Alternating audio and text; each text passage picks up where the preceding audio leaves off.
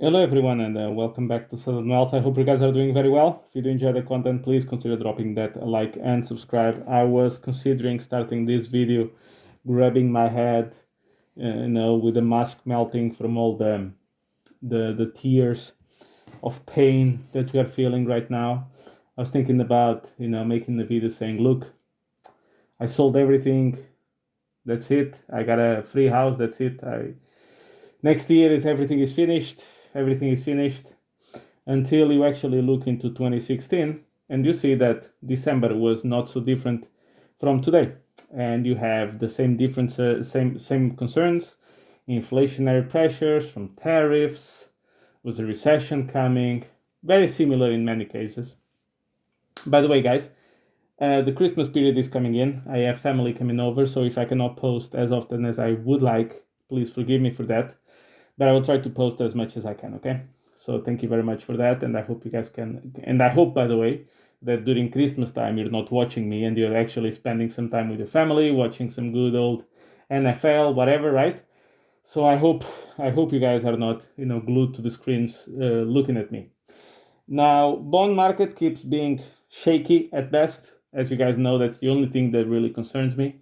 All the rest is talk, talk, talk. All the rest is things that get sorted out. All the rest is simple corrections. Actually, we are just retesting moving averages across multiple stocks. And I would like to intertwine with something that Somi said in a couple of his videos, which is actually quite interesting. So I will share with you in case you guys don't follow him. I advise you, I don't advise you, but I encourage you to follow him. He's actually one of the best channels that I've seen, and very similar to me. He doesn't sell you anything, which is very, very good. His name is Your Friend Somi.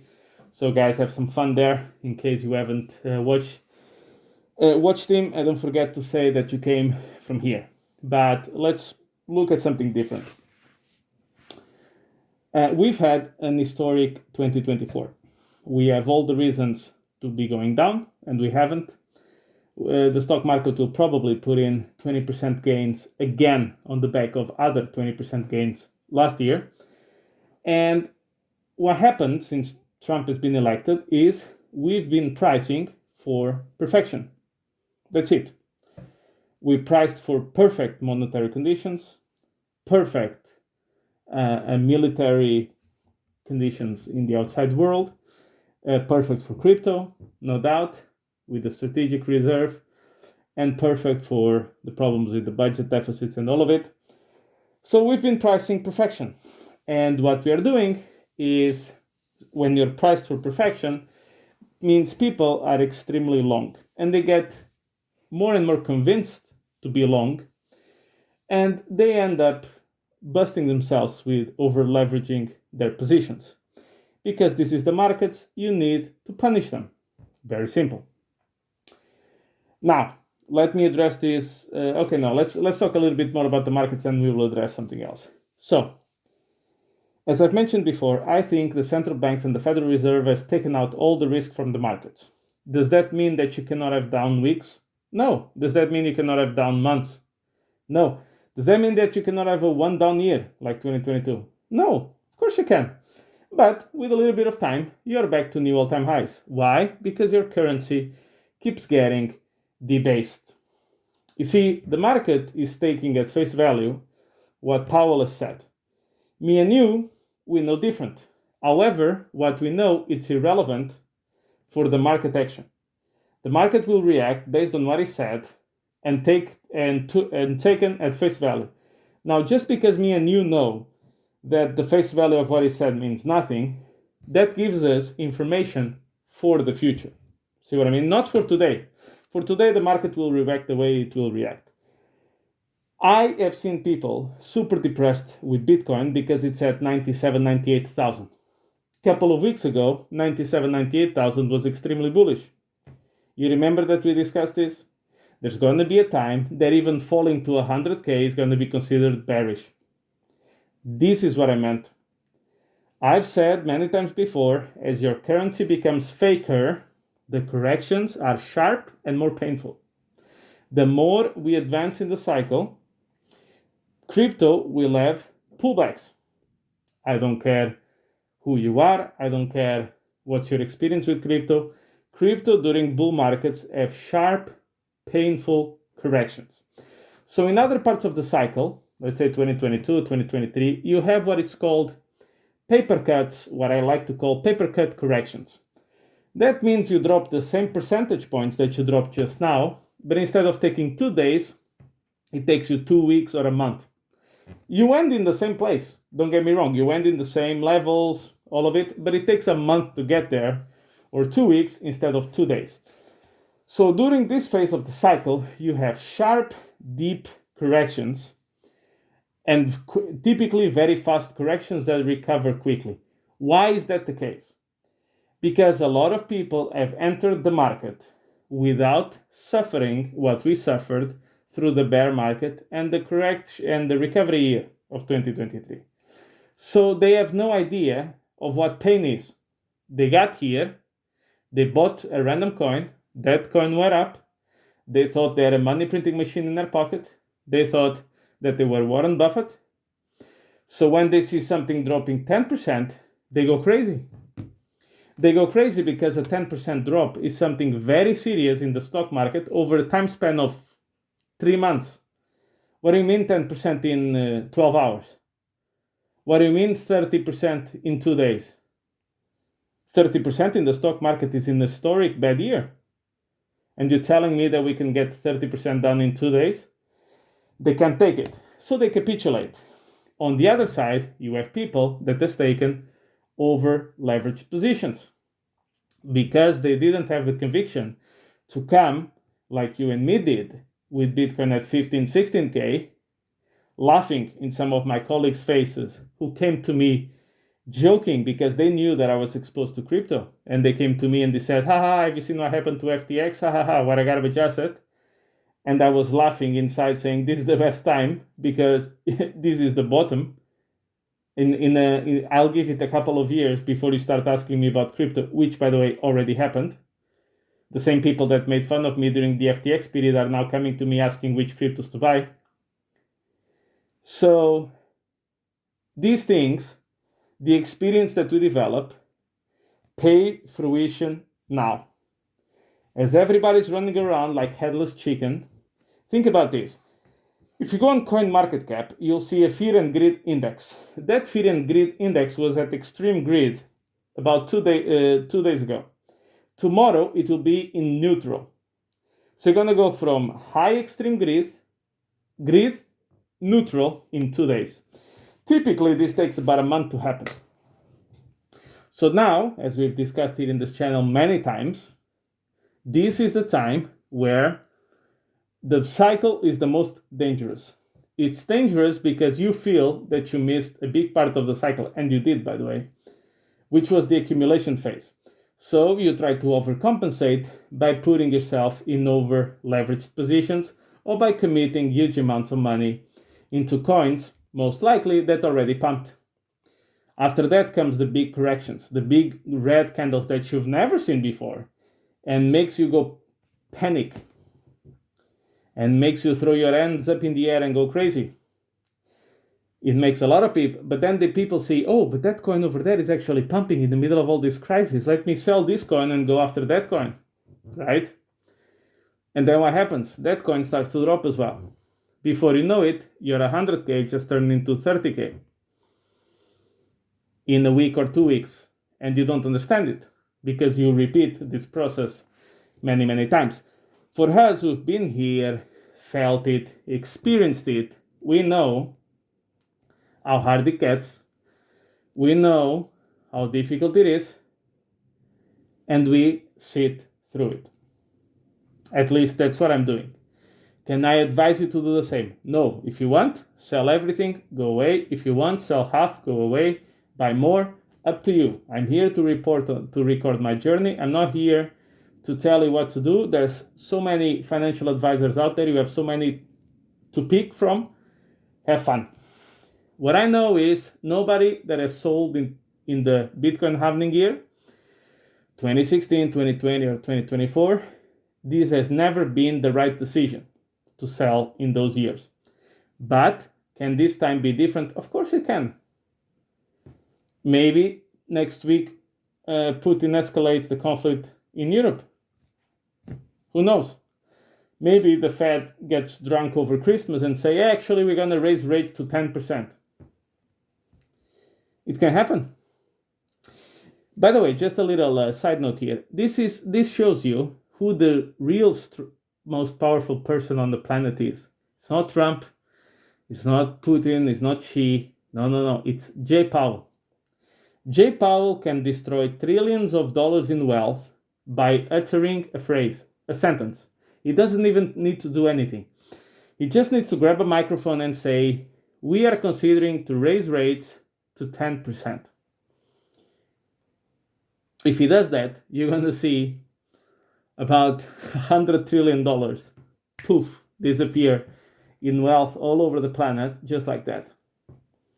That's how powerful he is. And he doesn't need to drop a bomb. He doesn't need to intimidate anybody. He just needs to say that he's considering doing it. He doesn't even need to do it, actually. He just needs to say, I'm considering. That's how powerful he is. This is just a reminder of that. So, is anything materially different? No. Now, what I wanted to address very... and by the way, another point, and this is the part that intertwines with Somi's video, is because I also saw the same phenomena that he's talking about. The amount of people in comment sections, Twitter, YouTube channels saying that they're planning to sell in January, sell in February, sell 80% of their position by January, stuff like this, by retail investors. Remember, these are not professional investors. These are individual retail people. The amount of them saying they're gonna sell, they are desperate to get out of the market is crazy.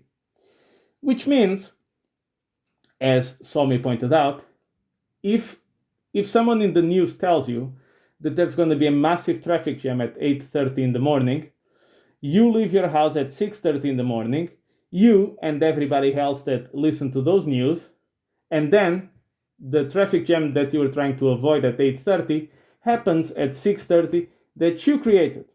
So a lot of people that maybe had in the plans to sell in January are now selling this sell-off and saying, oh my God, I don't have time for January, and selling now. Good.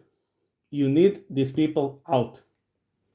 This is very important. We need to rinse and repeat, getting these people out the way. So far, the only thing that we've done is retest a few moving averages of Bitcoin, like the 20-day exponential moving average. Same thing for XRP. And for Ethereum, and this is the part that I should have said yesterday, we already had broken the 20-day EMA when my video came out. I should have mentioned that the 50-day moving average, simple moving average, I'm going to repeat that. 50-day simple moving average was 3385 or something. We just dropped to 3,400. Close enough. It's close enough. Maybe we go a little bit lower and we really touch the 3,780. 3,300. Sorry, what did I say? 3,380. That was the 50-day moving average. We went to 3,400 or so. Maybe we do retest at 3,380. As I've mentioned, I do expect Ethereum to be above $5,000. As I've said, before the end of the year, or maximum by mid-January. Obviously, the mid-January part now looks a little bit more likely. That part is obviously true. And what I want to say here is very important as well for people to understand. The reason why I've made these kind of predictions in the past is because I know that, number one, you guys like it. Number two, it creates a little bit of reputation in the sense that I've been right at least 9 out of 10 times in this kind of stuff. And because it comes usually at points where most people are talking about Ethereum 2,800 again and this kind of stuff. So to go against the grain and then be very close to be right or actually be right is obviously very powerful. But there's something that is very important. I've gotten a lot of predictions correct over these past years. However, what really matters is that I get 2025 correct. Because you see, when I make a few of these predictions, also to keep us entertained, that's also an important part. There are rankings to the importance of these predictions. So, for example, the Ethereum one. Let's say that Ethereum doesn't make it to 5,000 in mid-January, but it does it in mid-February, right? What's the big difference? None. But if I say that I'm expecting a big sell-off after late March or early April, and that doesn't happen, that's much more concerning because I'm planning to sell about 30% of my position around that time period. Why? Because I think there's a 30% chance that the cycle ends in late March, early April. So, accordingly, I will sell around 30-40% of my portfolio. If I get the end of the bull cycle wrong, which I expect to be late September, early October 2025, I've said somewhere between last week of September, first 2 weeks of October, and then I will kickstart the selling. Why will I kickstart the selling? Because if I think that the final top is in early October 2025, for example, that is the early top for Bitcoin. But I'm not on Bitcoin. I'm not on Ethereum. I'm in altcoins. So I need to play the altcoin cycle. But it's important that I'm aware when I say when the cycle peaks, I'm talking about when Bitcoin peaks, because that will tell me how much time on average I have to de-risk. It tells me that some of my altcoins will still pump like crazy over a time period of 2 weeks. So maybe I should slow down certain selling in certain altcoins. See what I mean? So it's important that I know where Bitcoin is, because that will tell me where the other ones are. So that's a big important factor that you need to consider. Typically, Bitcoin peaks, followed by Ethereum around 3 weeks later, and then altcoins a week to 10 days after Ethereum. This is usually how it goes. So it's important that if Bitcoin peaks in October, and let's say has a big sell-off in the second half of October, and then tries to push for a new high in November, but fails, that would be the complacency rally after the Bitcoin top, I know that there's a good chance that a lot of altcoins will pump in November, December. Even some of them a little bit early January. So it's important to be aware that this can happen. So when I'm talking about the peak of the cycle, is if I point it out, okay, this is the peak for Bitcoin, I know now that from now on I have X amount of time. That's very important. But what I'm trying to say is that these kind of predictions have certain rankings of importance. Getting the final bits of the cycle will be very, very important. Much more important than is Bitcoin above 50K on September 28th, 2024? No, that's not that relevant. I mean, let's say it's 40K in September, but it's 55K early October. Does it make a big difference? No. See what I mean?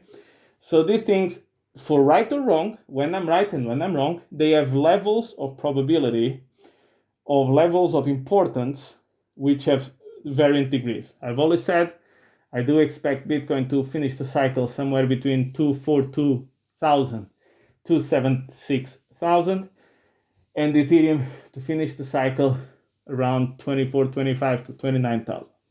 We'll see if I'm right. Let's say that Ethereum finishes the cycle at 21,000. Is that a big deal? No. What if it finishes at 33? It's also not a big deal. But if it finishes around October or so, just like I expect it to do with Bitcoin a little bit earlier, that's more important than the rest. And I hope that's been very clear. Get used to seeing red candles. Get used to see big fat red candles. Particularly if you're in altcoins, this is very important to say. If you're in altcoins during bull markets can drop 50, 60, 80%. For example, the case of X did a 10,000 fold, but it dropped 50, 60% multiple times, and it dropped even 84% at some point. So understand this. Altcoins can drop 80, 70, 60, 5% more than once throughout the bull market. I know that nobody's going to tell you this because you don't want to hear it. I'm cutting you a little bit of the happiness hormones, right? But this is something that you need to be comfortable with. And if you cannot take the hit, leave the kitchen. It's really that simple. And with that, thank you very much, guys. If we don't speak again, wish you, or if you don't watch my video until Christmas, I would like to wish you very good, happy holidays. Spend some time with your families. Touch the grass. Catch some sun. Play in the snow. Watch some American football. Whatever you want to do. Relax and breathe. And with that, thank you very much for support, guys, and I'll catch you in the next one.